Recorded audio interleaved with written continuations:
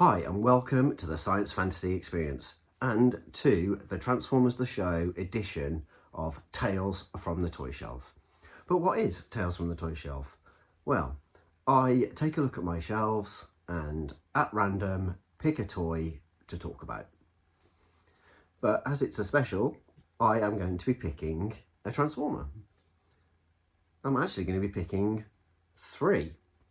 So get your universal greeting at the ready as I take a look and talk about Sharkticon Nor, the Alicon, and the Quintessential Judge. A Quintessa trifecta, if you will. As a lifelong fan of Transformers, and especially Transformers the movie, I have waited my whole life to own these 3 characters, and especially this iteration of them. Yes, we've had the Sharkticon before in G1 and various smaller versions along the way, but never an Alicon and never a Quintessential Judge from Hasbro. Yes, you can get third-party ones, but sometimes third-party is just out of people's price ranges. I collect third-party Transformers for sure, but I'm very kind of particular about what I want to spend higher amounts on third-party, and I never really wanted to get any of the iterations of those. I always wanted it to be Hasbro, and as I said, we have waited a long time to have these. So let's take a look at the Sharkticon Nor first. And here he is, the tubby little fella. What I find hilarious though about the Sharkticons is that neither of them look like sharks. This is a piranha with arms and legs, and that is an alligator with arms and legs. They don't even look like land sharks. Why call them the Sharkticons? I can only guess that they were a little bit further ahead and they knew that the word Piranhacon was possibly taken if they were looking at importing King Poseidon and those kind of the Seacons into their next wave of toys. So they had to go with the name Sharkticon. For years it's intrigued me as to why they went with the name Sharkticon, because it's a piranha. But they are some of the most interesting characters from the movie, and especially this guy. In some ways they're like a hive, a bit mindless. They do what they're told, but Hasbro has brought them to absolute life with, I'm guessing these were Earthrise. This is possibly Studio Series 86. I do not remember. I got rid of the packaging. But yeah, he's big, rotund, just like the movie. They've got the colours right on all of them. That's a bit of the standout for these. They perhaps haven't nailed the alt modes as much as I would like. There's a few niggles here and there, but they excel in robot mode. If I take the negatives first, and they're not even that bad, it's a little gappy around the whole bit. I kind of wish that all this was kind of in some ways black, so there's a bit more kind of fluidity to it. But these are mainline, and you know, mainline's not going to invest all that money on kind of getting that. It still has to function as a transformable toy, and some bits are gappy along the way, and then you've kind of got a visible head in the jaw, but if you pose it correctly, and from afar you cannot see that. But yeah, it's like it jumped off the screen for me, and that's sometimes all I ever want. I love having this mix of toys in my collection that have screen accuracy. I don't need every toy to have screen accuracy. Sometimes I like something a little bit different, something like inspired by what it is. But yeah, they have absolutely got it right for me at a decent price point as well. But as I said, it excels in robot mode. Here he is transformed into his robot mode, and he is dreamy. The colours, as I said, absolutely come together once he's transformed. The placement of the pinks to the blues to the grey, the fact that he can remove his tail to create the club just like the movie. That was the one thing I hoped that they did when they announced that there would be a brand new Shotgun toy. The face sculpt just like the movie, his rotundness, his fat belly. He's actually pretty compact when he goes into robot mode. His little arms are hidden underneath. You know, you can pose it so some of the gappiness is hidden. Little ankle tilts for posability. Nailed it. Absolutely nailed the Shotgun for sure.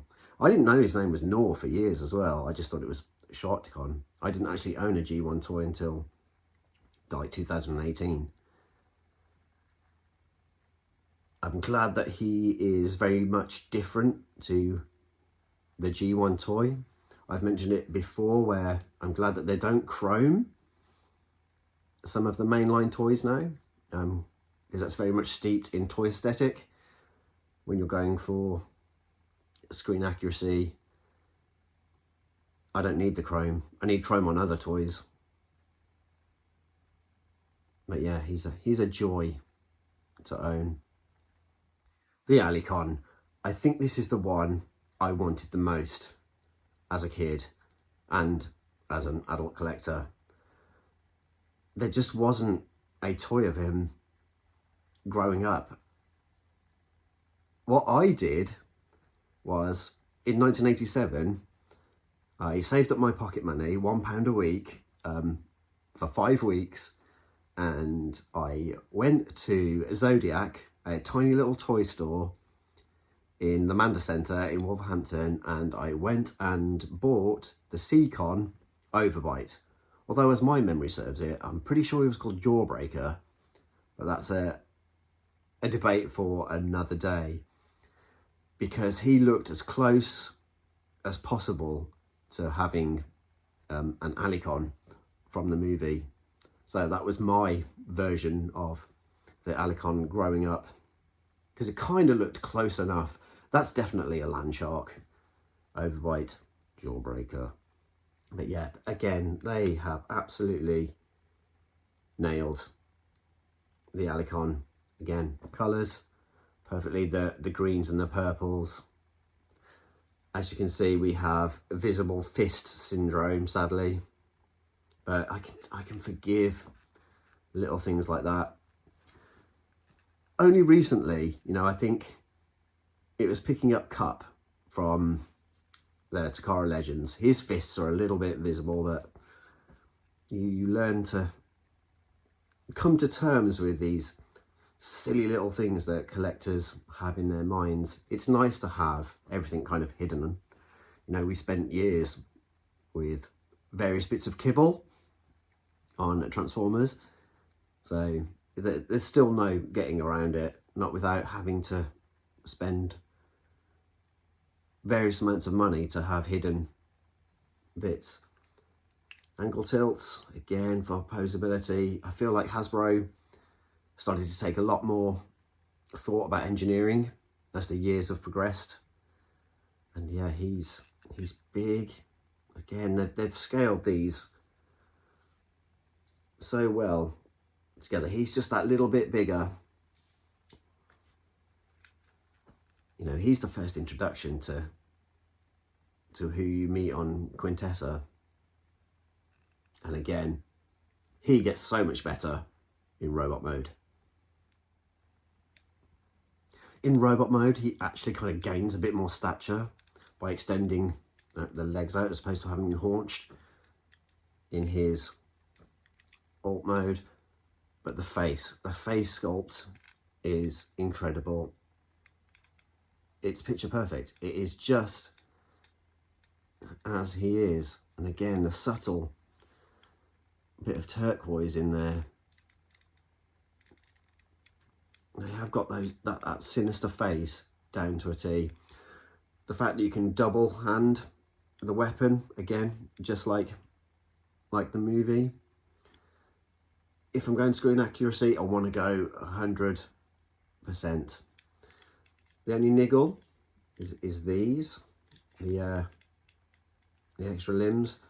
Could they fold in a little bit more? Could they have an extra hinge for them to be hidden? But again, I'm absolutely nitpicking, and I shouldn't be, because as I said, they have absolutely nailed these to a T. They haven't gone overly spiky, just the right amount of kind of pointiness. I don't think it needs to be that overly kind of elaborate. Everything tucks in nicely. The fear with a character as this is it could have become so kibbly, but no, as I mentioned, the engineering, they're tightly compacting figures together. Of the two, this is by far my favourite. I always have a soft spot for the G1 Nor, but from never having a figure for the Alicon, absolutely incredible.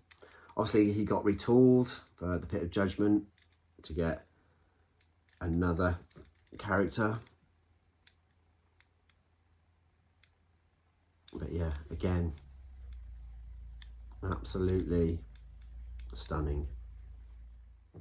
And finally, we have the Quintesson Judge, the Five Faces of Darkness himself. Selves.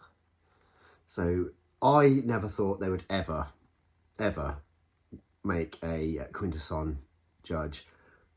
I figured that it'd possibly be too difficult, and it probably was for years and years. But yeah, to actually own an integral part of the movie in toy form, incredible. A little bit of translucent plastic to go there, a throne, or you know, a chair, and then it has an extra gimmick that you can slide around the faces to recreate the laughing scene. I've never had a favourite face, but they have nailed each one, whether it's war, death, wisdom. It's a really incredible toy. It does have an extra gimmick where it can transform. I've never done that, zero interest. It's not for me. I understand that if you're bringing new fans, it's good to have that gimmick, but it was not needed for me. It was always going to be on display. It was always going to have a little bit of play. But yeah, you have got soft, moldable, rubbery plastic to move the tentacles around. So yeah, you can always add an extra weapon to it, or a tool. There's probably a handful of G.I. Joe weapons or tools from Valaverse that could work to recreate even bits and pieces from the Return of Optimus Prime when he rebuilds him. So yeah, again, colours for each face, absolutely perfect, and they do contrast perfectly well against the grey. They really did put a lot of thought in, and I feel like they put fans first when they created all three of them. If we only got one of them, I would have been happy, but to have a trifecta of the three that you see predominantly in the movie, it's perfect, and it's in some ways it's a dream for every Transformers fan, for sure. The Quintesson Judge. I guess we didn't need the universal greeting. I was practically eating out of their hands. Anyways, I have been Rudy Sasu, and always remember, it's as much about play as it is display. Back to the guys in the studio.